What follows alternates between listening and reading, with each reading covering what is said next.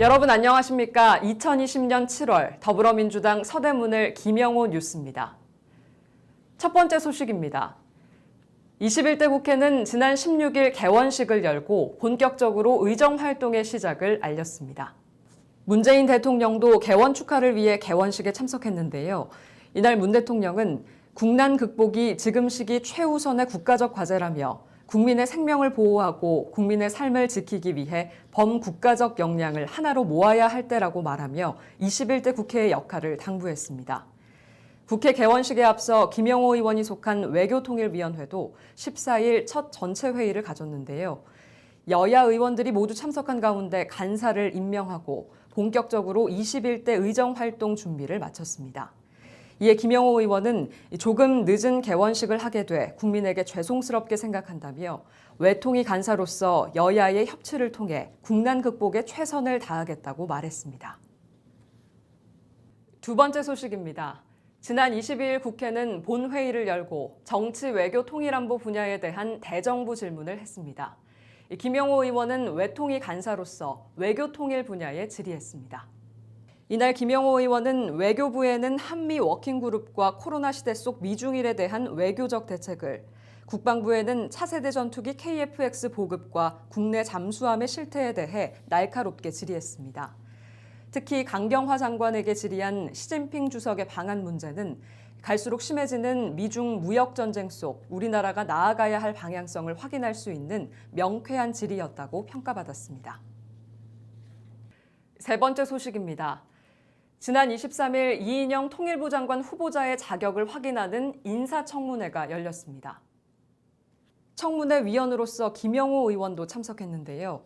이날 김영호 의원은 이인영 후보자에 대한 왜곡된 보도 정정부터 최근 논란이 되고 있는 가족 문제까지 정확한 팩트체크를 실시해 다수의 언론의 주목을 받았습니다. 특히 김영호 의원은 최근 언론에 불거지고 있는 문제들에 대해 야당이 과장된 근거를 제시하면 그 근거를 또 악의적 프레임에 덧붙여서 후보자 이미지에 타격을 주고 있다며 4선 국회의원 재산이 7억 원이며 2억 5천만 원짜리 아파트에 20년간 살아왔는데 이게 국민들 눈높이에서 정말 지탄의 대상이냐라고 반박해 논란을 잠재웠습니다. 당시 영상 보겠습니다. 10억 원 이상 자산을 모으고 20년째 정치 거물이 된 이인영. 이런 기사가 나왔는데 마치 10년 동안 탐관오리로 정말 엄청난 부를 축적했다는 뉘앙스입니다. 4선 국회의원이 재산 7억, 2억 5천만 원짜리 아파트 20년 동안 살아왔는데 이게 국민들의 눈높이에 정말 지탄의 대상이냐. 네 번째 소식입니다. 지난달 30일 김영호 의원은 순직 군경 추모제를 열고 순직 군경의 날 제정에 관한 법률안을 대표 발의했습니다. 이금희 아나운서가 사회를 본 이번 추모제는 50여 명의 순직 군경 가족들과 더불어민주당 서른 의원, 박주민 의원, 박광훈 의원, 고민정 의원 등 다수의 인원이 참석한 가운데 진행됐습니다.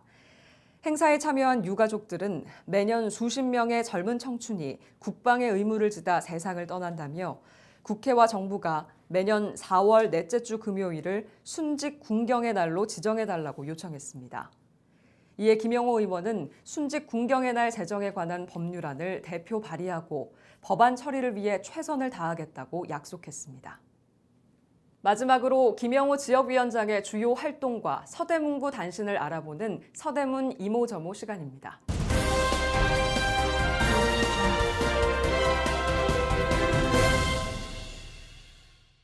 2016년부터 2020년까지 총 사업비 27억 원의 하수관거 재정비 사업을 진행했던 김영호 의원은 지난 17일 장마철을 대비해 서대문을 지역을 돌며 시설을 점검했습니다. 지난 7일 김영호 의원은 홍은초 학부모들과 홍은초 주변 보행 환경을 점검하고 홍은초 통학로 안전 개선에 대한 간담회를 진행했습니다. 지난 3일 김영호 의원은 KBS 사랑의 가족 프로그램 인터뷰를 통해 장애인들을 위한 통합 놀이터의 필요성에 대해 언급하고 어린이 놀이시설 안전관리법 일부 개정 법률안에 대한 법안 통과를 촉구했습니다. 서대문을 지역위원회는 지난 16일과 20일 상무위원회를 통해 조직 개편을 실시해 지역 대의원 150명과 전국 대의원 36명을 선출했습니다. 최근 김영호 의원은 외교 관련 세미나를 주최하고 있습니다.